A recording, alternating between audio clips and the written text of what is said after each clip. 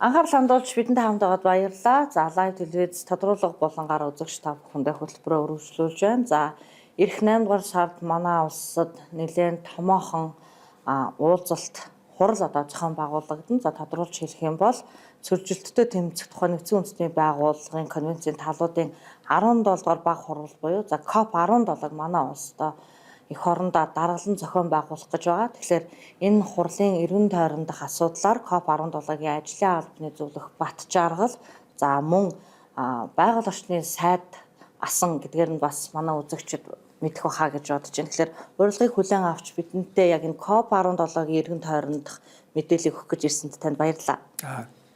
Тэгэхээр энэ одоо томоохон хурал бол ерөн зүгээр яг манай Монгол улс төдийгүй ер нь олон улсын хэмжээнд бол энэ газрын дороотол за энэ цөлжилт уур амьсгалын өөрчлөлтийн асуудлыг хэлэлцэх юм чухал эндэр болох гэж байна. За яг жирийн иргэдийн хувьд бол COP 17 гэхээр төдийлөн нэг айхтар бол мэдэхгүй бах тийм ээ. Тэгэхээр энэ бол маш их чухал анхаарлаа хандуулах чухал хурал. За одоогоор бол ингээд ер нь бол өнгөрсөн жилээс эхлээд бэлтгэл ажил ингээд явж байгаа гэдэг ийм мэдээллүүдийг бол олон нийтэд хүргэж ирсэн. Тэгэхээр хоёулын юуны өмнө үзэгчтэй энэ COP 17 гэж яг ямар хуралын за яагаад ер нь дэлхийн нийт анхаарлаа хандуулж ирсэн бэ гэдэг дээрээс хоёулаа ярилцлага эхэлжээ. За тэгэхээр нэгэнт одоо телевизийн үзэгчид маш өргөн хүрээний хүмүүс шүү дээ одоо ингээд дандаа мэрэгжлийн улсууд биш. Ялангуяа ихэнх сонсогчид бол одоо хөдөлгөөн нутагт ажилдаг амьдардаг. Тэгтээ одоо манай Монголын нэг онцлог бол ялангуяа орон нутагт амьдарч байгаа хүмүүс одоо малчид маань энэ уур амьсгалын өөрчлөлт, цэжжилт, митийн энэ асуудлыг зүгээр нэг онлайн төвшөнд ойлгодгүй. Яг жинхэнэ амьдралаараа мэдэрч байдаг учраас тэр хүмүүс бол зарим талаар одоо хотод амьдардаг улсуудаас хамаагүй илүү төсөөлөлтөй, мэдлэгтэй байдаг юм улсууд байдаг л да. Тэгэхээр яг энэ дээр нэг одоо ийм хурал энэ ягаад хийх болов гэдгээс өмнө ягаад энэ асуудал гэж их тулгарсан асуудал болоод байгаа юм бэ гэж. Тэгэхээр ер нь үндсэндээ амьдралын бүх юм л газараас эхэлдэг шүү дээ. Газараас дээр усан мод нурган амтэн үржиж байсан тэгэл бид ч гэсэн одоо газар дээр амьдарч байгаа улсууд учраас газрын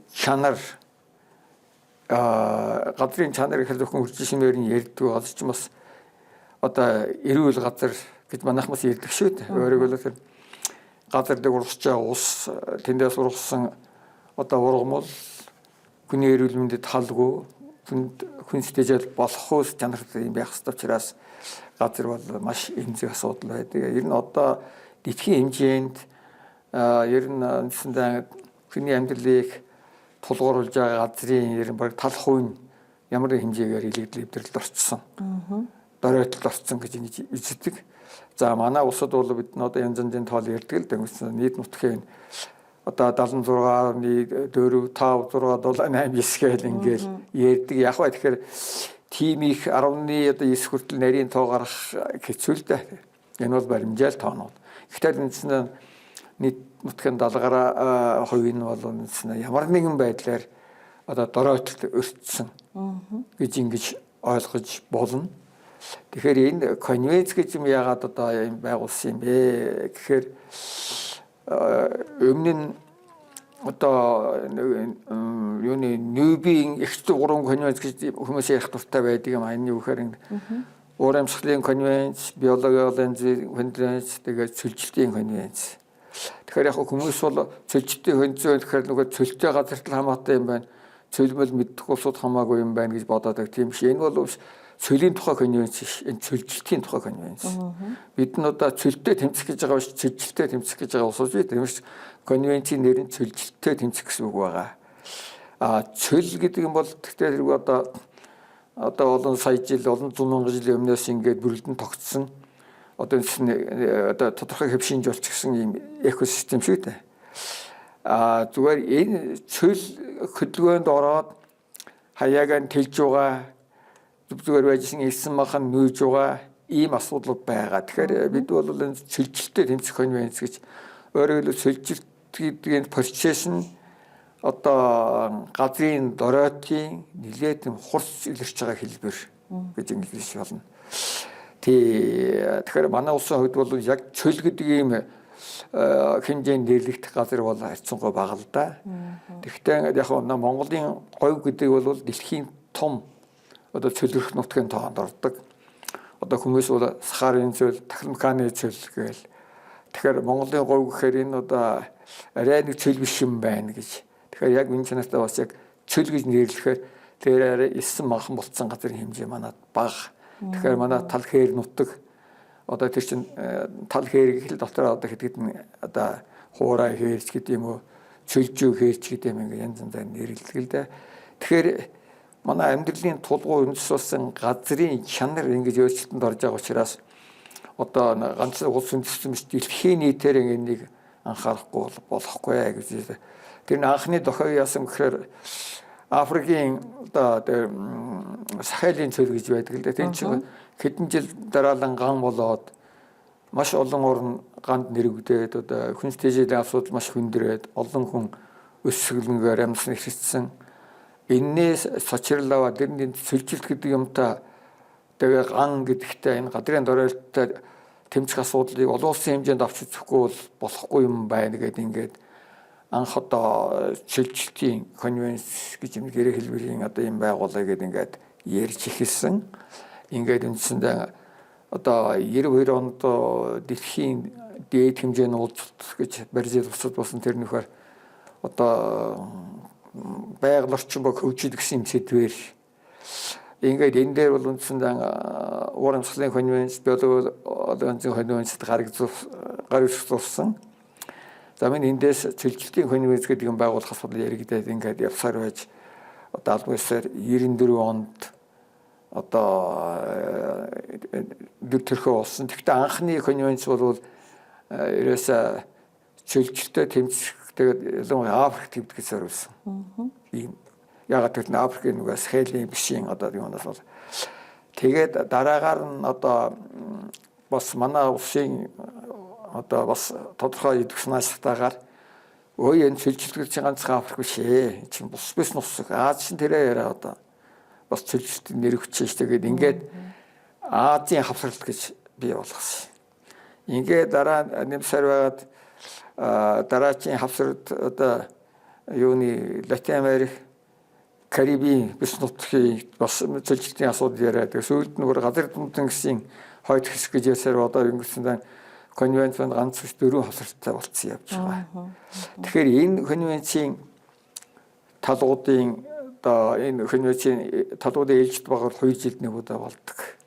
Тэгээ одоо урамсгал энэ биологи олон янз байдлын конвенц жилээр болдог юм онцлогтой. Тэгэхээр манай улс одоо энэ удаагийн 17 дугаар бахарлыг зохион байгуулах гэж байгаа. Тэгэхээр манай улс энэ чинь хурлыг зохион байгуулах, хурлыг дараалах гэж 2 өөр.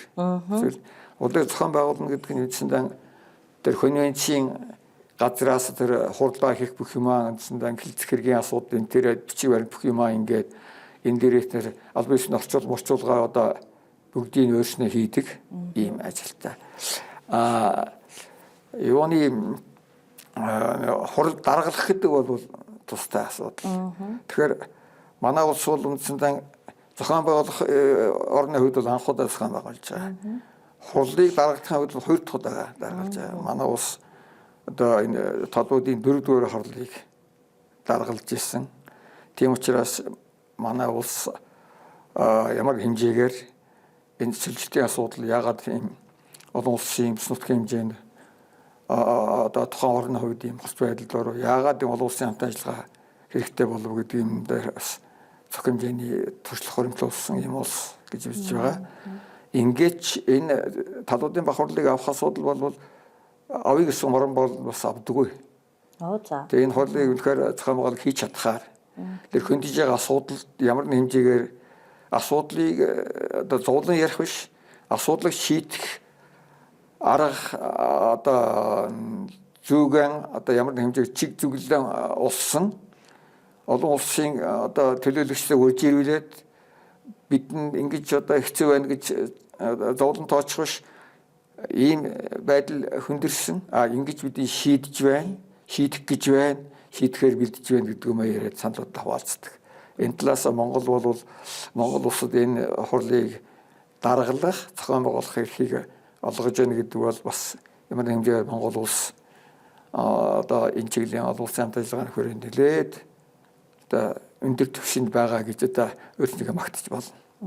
Тэгэхээр энэ нөгөө хилийн чанддах буюу одоо энэ олон улсын мэдээлэл чих тавьдаг хүмүүсийн хувьд бол энэ одоо уур амьсгалын өөрчлөлт, за газрын дороойтол, энэ цөлжилт гэдэг энэ зөвхөн нэг энэ байгаль орчны одоо энэ нягт холбоотой энэ асуудалд бол ингээд дэлхийн нийтээр бол ингээд сорилт болоод нүүр тулаад байж байна л да. Тэгэхээр энэ бол зөвхөн байгаль гэдэг юм тусдаа энэ асуудал биш юм байна. За тухайлбал бид нар хөрсөн дээр аваад үзэх юм бол малчтын одоо амжиргаа, за тэгээд дээрэс нь бидний хүнс, усны аюулгүй байдал гэдэг тийм ээ, ингээд энэ бүх асуудал ингээд хөндөгдөх юм а гэдэг. Тэгээд дэлхийн нийт бол ингээд нэлээд анхаарлаа хандуулж байна. Энийг бол баг өдөр болгон ярьж байна. За яг энэ цаг үедээ давхцуулаад манай улс энэ COP17-г зохион байгуулах эрх авсан гэдэг асуудал. Магадгүй зүгээр юу гэдэг иргэдийн хувьд ингээл олон улсын хурал зохион байгуулад ямар ач холбогдолтой байдаг ингээл авдаг үстэй гэж бас нэг шүүмжлэх үнцэг байгаа ах бас буруутгах ч аргагүй юм тийм ээ. Тэгэхээр ерөн зүгээр энэ COP17-гийн 7-г одоо зохион байгуулах эрх авсан нь Монгол улсын хувьд яг ямар ач холбогдолтой юм бэ гэдэг дээр та хоёрын юу гэж харж байна?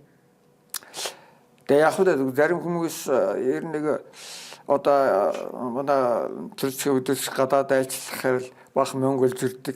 Энд ямар нэг арга хэмжээс бол дагалдаад бахан мөнгө орж ирдэг гэсэн ийм нэг гинэн ойлголт байдаг л да. Яг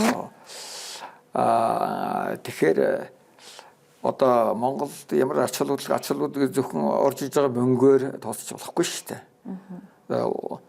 Энэ чинь улсад одоо энэ асуудлыг хөндөж олон улсын хэмжээнд ярьж одоо Монголд ирээд гадаадын янз бүрийн орны янз бүрийн туршлагатай хүмүүс сууж ирээд манад юм зааж өгöd гэж байхгүй шүү дээ. Тэр хүмүүсийг нэгдүгээр авч ирээд тэгээд хооронд нь ярилцуулаад тэндээс нь одоо мэдлэг авах гэдэг чинь яг нэрийн ярил Монгол улсад энэ уур амьсгалын өөрчлөлтөд цөлжилт гэдэг юм чи харьцангуй шин зүйл байхгүй юм чинь. Одоо өнөө хүртэл одоо Монгол улс одоо манайхаа ирдэг л олон мянган жил манайхан одоо нүүдлийн малаж хэрхлээд одоо уламжилт амьдралын одоо хөвшлээ хадгалаад ингээд болж ирсэн гэдэг. Тэгэхдээ өнөө хүртэл болж ирсэн юм чинь цааш бас болохгүй байдал орчаад байгаа юм л да. Жишээлбэл хамгийн энгийнгээр хэрэгтэл одоо уур амьсгалын өөрчлөлт гэж болж байна. Ингээд одоо зөвхөн энэ уур амьсгалын өөрчлөлт болмаас сүүлийн одоо 20-30 жил одоо Монгол улсын усны нөөцийн гол их усүр болдог одоо Алтай топон бүгд бусад ууланд байгаа одоо мөнх цас мөсөн гол хайлаад манай усны яг мөсөлтгийн хэлбэрээр хадгалсан одоо усны нөөцийн тал хувь нь байхгүй болж байгаа. Тэгээд цаашдаа улам ингээд байхгүй болох юм бол одоо жишээлбэл манай Бороо аймагуд ялангуяа Алтай сайны нуруу за Хангаа нуруунд ч гэсэн заримтлаад хөсгөлийн уус ч гэсэн байгаа. Энд сэндэн мөнх цас мөсөн голыг төшиж одоо байдаг булаг шанд тэндээс их авсан гол ингээд юмнууд чинь усан татраад за тэгээд яахан бол жишээлбэл одоо борон бүсгэхэд Монголын уламжилт тусгаатай газар тэр айлын боломжтой байхгүй болох жишээтэй. Ягаад тэгэхээр уламжилт тусгаатай газар тэр ягаад тэнд бий болов гэхлээр тэр чинь одоо 20 жил борооных уснаас авчтэй. Агаан болцохоор мөнх цас мэсэн олны хайлаад ус өгчтэй учраас батгаад уурах савж болдог байсан учраас энэ одоо 400-500 жилийн уламжилт усгаатай газар тариалан байж авчжээ. Тэр байхгүй болно. Тэр уулын сайхан сахлаг бэлчээр гэдэг юм чинь байхгүй болно. Ийм учраас одоо өнөөгийн тэр сайхан газар тариалангийн одоо биш нутаг сайхан бэлчээр чинь байхгүй болоо тэр хүмүүс ч одоо хайчих. Одоо ингээд манад бандэр мэдж байгаа шүү дээ. Ингээд бороо юмгээд зүүн бүс чигсэн нүүдэл эхэлсэн байгаа шүү дээ. Одоо хаа байсан Овсходоос ч одоо Дорнцгватер нүгээд хүмүүс яваад байна. Хүмүүс бодохдоо Сүхбаатарт хурдан муур байгаа учраас тийшээ нөгөөд гэж боддог шиг байна. Тийм биш. Энд зөнгөөр биш. Одоо манай Баруун аймагт бол нэгж талбайн одоо ургамлын нөөц тэнд байж байгаа зүүн аймагудаас баг мөртлөө малын тууд хамаагүй их байж байгаа шүү дээ. Ачаал нь хамаагүй хэтэрсэн. Зүүн тал руугаа одоо манай ялангуяа дорд төснөгч Монголын одоо нэгснэ одоо юу гэж хэлж болохоор Монгол улс цаашдаа байгалийн нөхцөл байдал хүндрэх юм бол ер нь монголчууд тэндээ төвлөрч амьдрах гэсэн юм одоо ирээдүйн одоо төлөвлөгөөтэй байх хэрэгтэй байгаа байхгүй. Тэгэхгүй нэг үе манайхан ч бас нөгөө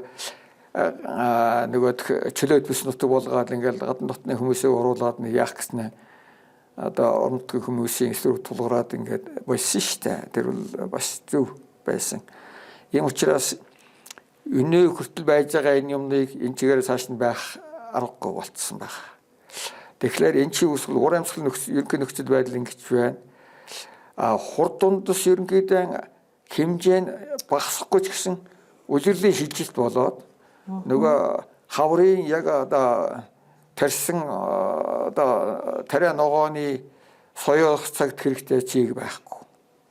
Ичээр уралны ургадаг үед нь хэрэгтэй чиг байхгүй. Хурд дундасны үйл нь нэмэгдээд яг хаврын улирал хутмас нь багасах ийм хандлага илэрчээд байна. Тэгэхээр тэр чинь үсвэхлээр өвөл цас их орно гэдэг чинь нөгөө бэлчээрийн мал аж ахуй чинь одоо гол бэрхшээл өчрөлдөг юм чинь их цас шүү дээ. Тэгээ хавар болохоор нөгөө цас чинь хөршин чингэхгүй хөрс хөлдөө байж хат нь хайлаад уушаад явчих шүү дээ. Ийм учраас ур амьсгалын өөрчлөлтөөр манайхан нэг би тэгтээ нөгөө дулаарх юм байна гэж хэлээ сайн биш үү. Тэрэндээ биш.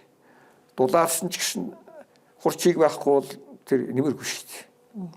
Ийм метийн юмнаас бол энэ цөм хүчинжүүд чинь бүгд тэр шилжилт гэдэг процессыг чинь одоо идэвхжүүлээд байгаа байхгүй. Тийм учраас манай энэ талууд бохолыг зохион байгуулж Монгол бол өөр нэг онцлогийн үхээр Монголын газар нутаг бол ийм одоо бүх төрлийн ландшафт байж болно. Одоо тэгэхээр цэл, кэр, ойдгэр, уул, тайх гэдэг ингээд одоо яг нэрээр Монголын газар нутаг дээр юуны дэлхийн одоо мөнгө цэвдгийн өмнөд хил одоо тад газрын шилжилтийн хойд зэг хоёулаа Монгол нутагт зэрэгцээд орчиход байгаа байхгүй.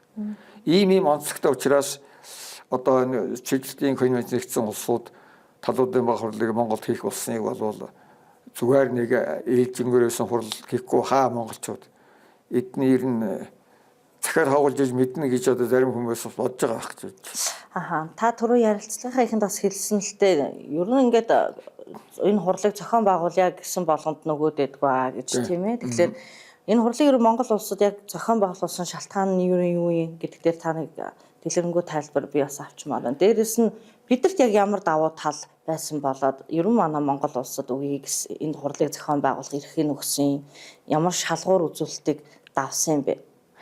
Тэгэхээр монголчин бас бус орнтой ажиллахад нэг том онцлог байгаа. Энэ нэггээр бэлчээр юм алж байгаа. Одоо тийм учраас нэг зүйлсээ байгуулаас 2026 оны чинь бэлчээр ба малчтын жил гэсэн ийм жил болгож зарлалаа шүү дээ. Тэгэхээр яг бэлчээр гэдэг нь зүгээр жоохон орчуулгын юу одоо тэр grassland гэдэг үгийг манайхан дан бэлчээр гэж ойлгож байгаа нь бэлчээр чинь зөвхөн мал биш шүү дээ. Тэр зэрлэг амтын одоо цөмөл одоо бас өвсөдөж суудаг амтд. Тэгэхээр бид зөвхөн малаа удаад шахсаар байх юм бол нөгөө байгалийн болгон төрхий хадгалын тэр гэдэг ярьдаг юм чинь байхгүй болно гэсэн. Ямар сандаа бид нэг мэтгэд одоо так гэдэг амтан устж алгуулсан. Тэгээ одоо үгүй нэрийн ч болохоо байлаа гэдэг одоо дэлхийн олон орны амтны хүрээлэнгээс буцаж нөгөө Монголоос гарсан баг ганцхан үений энтэнд тарсан унаг үр очиодыг эргүүлж бид навчирч нутагт ажил хийж штэ. Одоо тийм учраас энэ экосистемийн энгийн холбоо гэдэг бол хүн анзаардаг болохос нэг амтан байж л байхгүй болно гэдэг юм. Тэр байтахаа нэг жижиг гөрүүл нэг мөлтгөгч хоёр нутагт нь энэ чинь цөм экосистемийн энгийн холбооны хэлхээ. Дүнсээс одоо том хөгтөн амтнаа болцоо сандраад тэр доор бүжөө гөрүүл байхгүй болцоо тэр яах вэ гэдэг юм байхгүй. Ийм учраас тэр одоо бэлчээр ба малчтын жил гэдэг нь хоёрдугаарт малчтыг яагаад онцолж яах вэ гэхээр одоо яг бас нэг юм хоцрогдсон арга амьдарч байгаа гэж байгаа биш. Яг энэ Монголын уламжилт ах уу гэдэг чинь бид бол нэг энийг хадгалагчтай соёл гэж яриад байгаа болсон чи хадгалагчтай соёлын өв биш. Энэ чинь дэлхийн ертөнцийг өөрчлөж байгаа энэ нөхцөлд одоо жишээлбэл энэ ган гач шиг үер ус ингээд газрын доройтол цөлжилт болж байгаа зүгээр одоо биш тус дэлхийн нийтэд хамарсан одоо өвчин тахал одоо ковид гэх юм гинт гараад ирлээ. Тэгээд тэр ковидын үеэр одоо ядуу буураа орнууд биш баян одоо өндөр хөгжилтэй орнуудаас хамаг олон хүн амьдсан шүү дээ. Тэгэхээр дэлхийн нийтэд хамарсан өвчин тахал бол тэр бол хөрөнгөтэй хөрөнгөө, мөнгөтэй мөнгөө огт харахгүй. Ийм нөхцөлд бол энэ монголчуудын энэ одоо олон зууны мянганы турш ингээд өвчин тахлаасаа гадна өсгөлн зовлон гэдэг имийг үндсэндээ барыг мэдрэхгүй өнөөдөр явж ирсэн. Тэгсэн эртэл ингээд байгалийн хатуу ширээ нөхцөлтөө одоо Улаанбаатар дэлхийн хамгийн хүйтэн нийслэл зарлаад байгаа ш. Хамгийн одоо утаатай хот энэ төр гэл ингээд гадны хүн сонсоход бол нэг л тун хүнд амьдралтай газар гэж боддог. Зарим одоо олон нийтийн сүлжээнд монголчуудыг бол энэ Монгол хүнээс өөр газар хүн бараг амьдарч чадахгүй нутаг гэж бичдэг. Тэгэхээр ийм газар нутагт амьдраад болж байгаа тэгсэн мөртлөө амьдралдаа ээлтэй байгальд халгүй байдлаар амьдрахын чинь одоо маш том туршлага байхгүй юу? Тэгэхээр энэ нүүбэс ингэ зарлана гэдэг чинь энэ бол монголчуудын утга алга болчих гэж байгаа юм биш. Энэ газар нутаг бэлчээр хэлбэр ашиглаж байгаа энэ газар энийг энэ ухаанд ашиглаж байгаа хүмүүсийн туршлагыг үзэж харна гэдэг бол том зүйл. Тэгээд бид бол одоо хүнтэй хамтарч ажиллаад одоо гадны одоо хөрөнгө татна гэвэл бид нь манай одоо маш хүнд асуудлыг шийдэхэд туслаа гэж хэлэх биш. Бид нь асуудлыг ийм одоо байгальд төсгөлсөн арга гэдэг сүүлийн үед ярьдаг болчлаа. Урд нь бол одоо байгалийн биш айлтгахаар шинэ технологи хэрэглээл маш өндөр байшин бариад маш хурдан машин бүтээчихвэл тэгэл хүчж байгаа юм шиг байсан бол одоо эргээд буцаж байгальд одоо байгалиасаа сурцгаас аргагүй юм болно гэдэг одоо байгальд төсгөлсөн арга гэдэг ингээд ярьдаг болчлаа. Тэгэхээр тэр юмны чинь одоо манайхаас сурах газар байхгүй. Хоёрдугаар Монгол бас нэг сонь зүйл байна нөхөр одоо 2-3 жилээс дэлхийн нийтээр 2030 он гэхэд дэлхийн хуурай газар бол одоо далаа тэнгисийн 30%-ийг одоо тусгай хамгаалтанд авна гэсэн ийм урай лозунд дэвшүүлээд байж байна. Тэгтэл Монгол улс одоо 30 хэдэн жилийн өмнө одоо 1992 онд тэр бидний хэлсэн 90-ад болсон байгаль орчны хөгжил гэсэн дэд хэмжээний уулзалтын үеэр Монгол улс газар нутгийнхаа 30 он хүртэл усын тусгай хамгаалтанд авч их гэдгийг бэлэг байрна гэд зарлцсан байхгүй. Тэгээд эдгээр хүртэл яваад одоо үндсэндээ бараг 21 хүчээд байна л да. Тэгэхээр одоогийн чинь эргээд энэ тухайд энэ монголчуудыг зарим нь бол эдэн одоо нэг зах зээл мэлгээд дэлхийд анхудаа танигдж байгаа энийг юм ленин юм ярьж байндаа хөөрхөгээд магадгүй зарим улсууд ер нь над хэлж ирсэн хүн чи. Тэгээд юу гэж танд эсвэл одоо энэ зах зээл шилж эхлэхэд энэ гадны хөрөнгө оруулалтыг л та нар айгүй бол ингээд таах гэл ингэх гээд байна энэ төр гэсэн шиг юм. Гэт одоо бол энэ нөхдөд чи ер нь биднээс хамаагүй өмнө энэ юмнаа ярьсан. Ингээд маш нэг сонирхол зүйл юм гэхээр 2-3 жил өмнө дайны дэлхийн байгууллага сангаас ингээд усын тусгай хамгаалалт газрын сүлжээтэй улсууд тэр сүлжээгээ байгуулахдаа одоо бусад дэлхийн олон нийтийн анхаарч байгаа асуудалтай яаж биелүүлсэн байна гэдэг ингээд тусгай хамгаалалт газрын сүлжээ урамсгалын өөрчлөлт хоёрыг харьцуулаад аваад үзсэн чинь 130 гаруй орныг аваад үзсэн чинь Монгол ганцаараа хамгийн өндөр оноо авсан. Тэг. Манайх шиг өндөр оноо авсан өөр ус байгаагүй. Бусд нь бол дандаа ингээд доошоо яваад гэсэн. Тэгэхээр одоо бид тухайд одоо монголчууд гэдэг нь мэдэн бүлдээ ч юм уу ингээд яатсан чи өнөөдөр болохоор тэр чинь анханасаа бас л бодчихсон байна. Тэр чинь бодсон тухайн үеийн асуудал хийж байгаа улсууд ухаантайд биш. Монголчуудын уламжлалт авах амьдрал тэр одоо эцэгүүдээс уламжилсан ардын ухаан мэддэг чинь бид шивнэсэн байна шүү дээ. Ийм учраас энэ бүх юм чинь нийлээд Монголд очиа. Энэ хурлыг эдэнд өгөө. Тэгээд үнэндээ одоо бидэнд цөлжиж байгаа дөрөж гадрын үзүүлэхээс гадна асуудал яаж шийдэж байгааг одоо бидэнд харуулах байгаа очиж үзэл гэж ингээд шийдсэн баг. Намайг жоохон байхад ингээд телевизийн мэдээ үзэж хаад одоо цэвэр агаарыг амьсгалахын тулд одоо мөнгө төлөөд авч ийн гэл тэр үед хөөхд байхад өө цэвэр агаар амьсгалахын тулд мөнгө төлөөд тахтай яа гэм бэл гэтэл одоо ингээд бид нар яг одоо ухаалбал нийслэлчүүд за хөдөө орон нутгийн төв хэсгүүд аймгийн төвүүд үнэхээр одоо цэвэр агаар амьсгалахын тулд бид нар одоо иргэн бүр халааснаас мөнгө гаргаад одоо цэвэр агаарт гарч ийн тийм ээ бид нар одоо Улаанбаатар хотоос Тэрэлж рүү за одоо хоошоогоо Хандагаат руу гэл явхад одоо нэг 5 жилийн өмнө бол тэнд цэвэр агаар ийм бүс байсан бол одоо тэнд ингээл утаатай болж эхэлж гин ингээл асуудал маш хэцүү болж байна.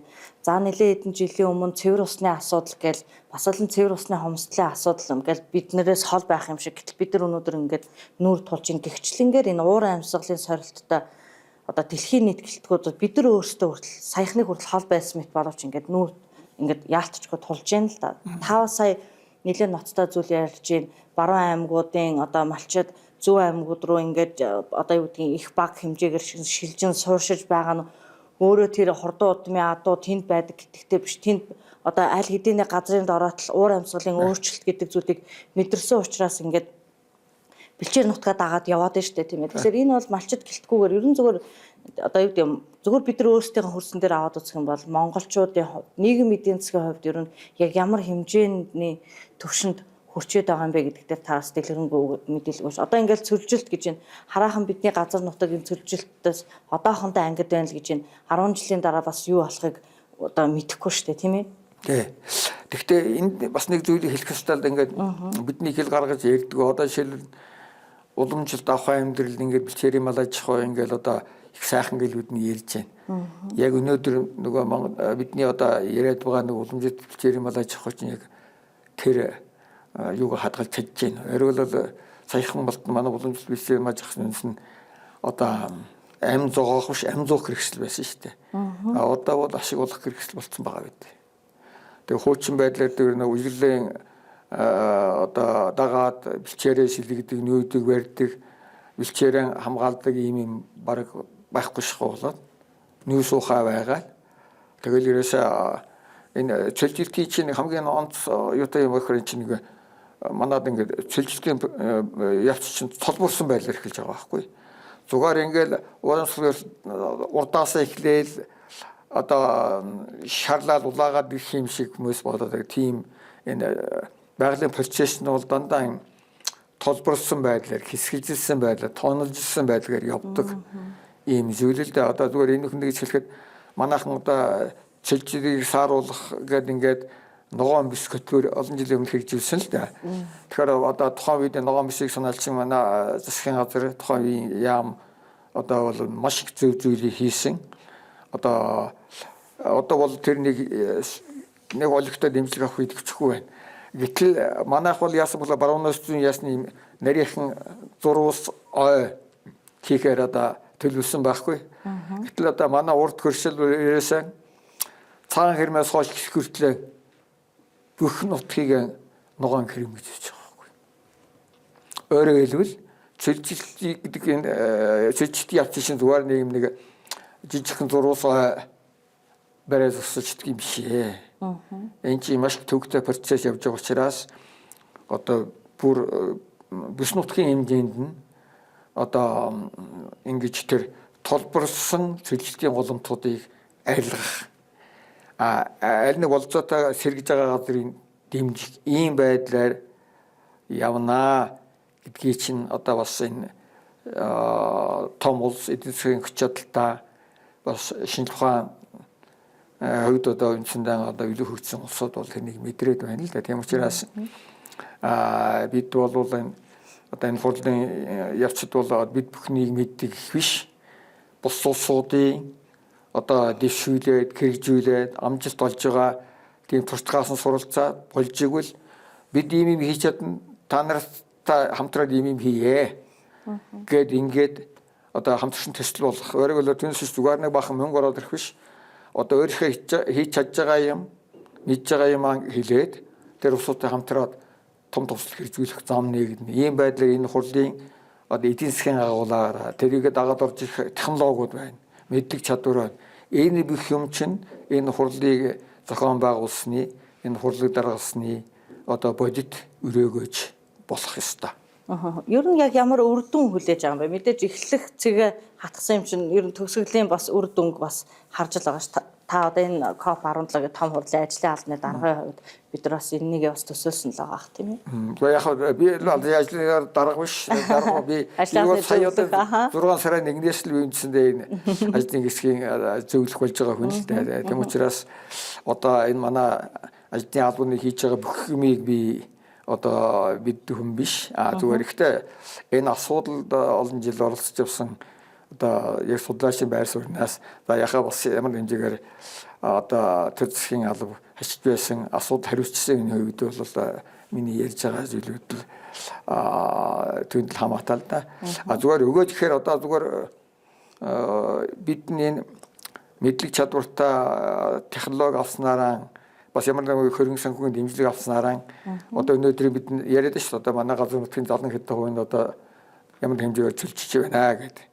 Энэний дараа өнөхөр бидний одоо сайн ажиллаж чадах юм бол тэр 70 хэдэн хувийн бидний буцаагаад одоо сэргээсэн, нөхөн сэргээсэн газрын хэмжээг нэмэгдүүлээд урамсан өөрчлөлтийн улмаас одоо үүсэж байгаа шин дарамтын ямар хэмжээгээр гац хохирол бахта даван туулах ийм байдлаар нэмж чөлжилтэнд нэрвдэх газрын хэмжээг нэмэхгүй харин ч чөлжил ихсэн газрыг буцааж зогсоох. Тэгээд ер нь цаашдаа энэ бол зүгээр нэг удаагийн үйл ажиллагаа биш.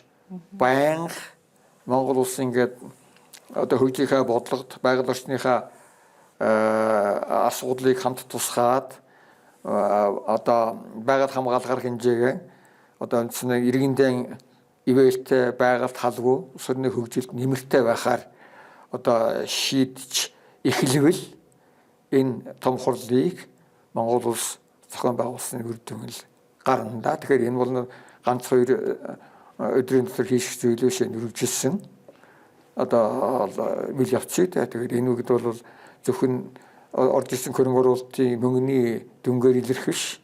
Хүмүүсийн толгойд орж ирсэн мэдлэг, улс оронд нэвтэрсэн арга зүй, шинээр оруулж ирсэн техник технологи за тэгээд ямар одоо том төсчийг дэмжих хөрөнгө санхүү энэ бүгд нийлээл том өгөөжтэй болно. Энийг бол манай одоо засаг бол жилийн дараа 2 жилийн 3 жилийн дараа бид зүгээр нэг өөртөө сонирхолтой байдлаар биш бас олон улсын одоо хамт ажиллагааны хүрээнд чөлжилтийн талуудын хурлуудад очиж бид нэлтгэн.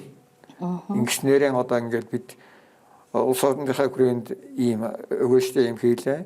Бүс нутгийн хэмжээнд инглээ олон улсын хэмжээнд манай зохиолсон байгуулах хурлын савшин шийдвэр энэ юм бол ийм өрөөгөөстэй боллоо гэдэг илтгэлийг бид тавьж танилцуулж. Тэргээр л одоо харандаа тэр үед одоо хэрвээ ярилцахаагүй л одоо тодорхой зүйл хэлж болох байхаа гэж бодож байна. Тийм. Хөрөнгө оруулалтаас гадна зүгээр яг COP17 зохион байгуулснараа олон улсын байгууллагууд болон бусад энэ хөгжлийн түншүүдтэй бас хамтарч ажиллах боломж мэдээж нэгдэн тийм үү? Тий. Ер нь хөгжлийн түншүүд чинь одоо манайхан ингээд мөнгө одоо олдохгүй байна гэж яриад байдаг. Яг үнэн чанартай мөнгө олдохгүй дээ биш байх. Бидний тэр мөнгө бол арга мэдэх хэрэгтэй байх. Энд чинь зүгээр хүнийг очиод бидэнд хэцүү байна мөнгө өгөөч гэхлээр ав гэдэг хүн байхгүй. Юунд мөнгө хэрэгтэй болоод байна. Та нар өөрсдөө юу хийж чадах юм? Та нар өөрсдөө ч нэмж мөнгө гаргах юм. Нэмж эндээс ч хэрэгтэй. Ялангуяа манай улс чинь одоо өмнөх Монгол биш болцсон. Яг тэр монголчууд хуучин бол одоо хөгжиж байгаа орны тоонд байсан бол одоо дунд орлоготой одоо хөгжиж байгаа орны тоонд орсон учраас Монголд ийм буцтуу цуцын хэлбэрээр ядарч үдэрсэн бүр хөгжилт орнуудад өгдөг шиг тийм тусламж одоо Монголд өгөхгүй. Монголд тодорхой хэмжээний янз бүрийн сангуудаас мөнгө өгвөл за ирэх мэй чамд одоо сая доллар өгсөн бол чи энийг 2-оос 3 дахин үржүүлээд өөрөө мөнгө гаргаа. Тэгээ хамтарсан санхүүжилт хийнэ. Түүнээс одоо тодорхой хэмжээний мөнгө чамд буцалтгүй тусламж өгнө гэдэг юм одоо юмсанд хаа гэдэж байгаа. Тэр байтга Монголыг тусламж өгдөг орнуудын жагсаалд оруулсан улсууд Монголыг тэндээс хасчих. Яг тэгэхээр Монгол нэг зүйлсээ байгуулан ангиллаар одоо дунд төвшөнд хүрсэн одоо нэгээс нь одоо хөгжиж байгаа мөртөө хөгжиж байгаа орнд ултран одоо ямар нэг хэмжээгээр одоо амьдралын түвшинд дэшээ гарсан улс орны хөгжинд дэшээ болцсон хүн болгоноос зовлон ярьж юм гуйдаг ус биш болсон. Учираас одоо зүгээр мөнгө өгөөч гэж одоо зовлон тоочж юм аах бид ийм төсөл бэлэн болгоцсон байна. Танахаас аргагүй технологийн дэмжих хэрэгтэй байна. Аргагүй мэдлэг чадварын дэмжих хэрэгтэй байна. Аргагүй бас хөрөнгө санхүүгийн хэрэгтэй байна гэдэг юм хэлвэл ороод ирнэ. Түүнээс зүгээр л одоо мөнгө хэрэгтэй байна гэж ярьснээр мөнгө өгөх орж ирэхгүй. Тэгцмаа өнөөдрийн Монголын нөхцөлд. Тэгээ хурал зохион байгуулахаар ингээд асуудал бэрхшээл ярихаас бас бид нар бас нэг дэлхийд олон улсад нэг сайн туршлага ярих л да. Одоо жишээлбэл сүржилтийн эсрэг тэмцэлд Монгол улсад одоо хэрэгжүүлж байгаа сайн туршлага, бусад улс хооронд үлгэрлэж байгаа сайн туршлага гэх юм бол тухайлбал ямар ажлуудыг нэрлэж болохоор одоо нэгдүгээр харахад намайг одоо зөвлөх бол гэхээр би одоо манай энэ ажиллаж байгаа улсуудад би ганц зүйлийг хийсэн. Одоо янз бүрийн одоо бид цэнхэрвс ногоон бисгээд янз бүрийн арга хэмжээ зохион болгох гэж байна л одоо хурцуулаа энэ төр.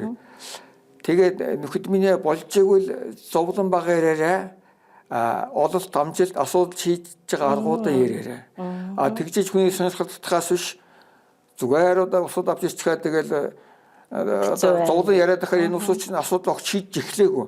Ер нь шийдэж чадахгүй ус байж та гэж бодоод тийм хүнтэй ажиллах сонирхолтой хүн байхгүй. Хайр мөнгө штэ нэг аваад чинь гэсэн. Тийм учраас одоо термитийн юмаран одоо жишээлбэл олон жил бас янз бүрийн асуудалд асуудал шийдэж оролдоод алдаад оноож исэн одоо манимитийн улсуудын үгөөс хэрэг болж ах шиг байл. Тэгэл одоо намайг аваач зөвлөх хэлэх гэдэг биш манад одоо мэддэг чадвартай маш дунд насны ялангуяа манай залуучууд бол энд янз бүрийн том сургууль төгсчихсэн аяг идэвхтэй санаачтай би одоо маш их баярлж байгаа зүйл юу вэ нөхөр тийм сайхан залуучуудын багтаа бас дунд нь ороод ингээд одоо хурууны мөхс ухсын нэмээд явж байгаа их баяртай байгаа. Тэгмээс энэ хурлыг манайхан амжилттай хийнэ гэдэгт би үнэснээ итгэлтэй байна. Тэгэхээр хоёулаа эргээд COP17 хурлын үр дүн за хурал болж байх явцад бас эргээд ярилцах гэж найж байна. Тэр үед бас илүү дэлгэрэнгүй мэдээлэл тэгдэг яг одоо анхны гарч байгаа үр дүн юу вэ? Цаашид гарч болзошгүй ямар үр дүн вэ тэрийг ярьж болно л доо. Бидэнтэй ярилцсан танд баярлалаа. Анхаарлаа хандуулж бидэнтэй хамтаас үзэгч та бүхэндээ баярлалаа.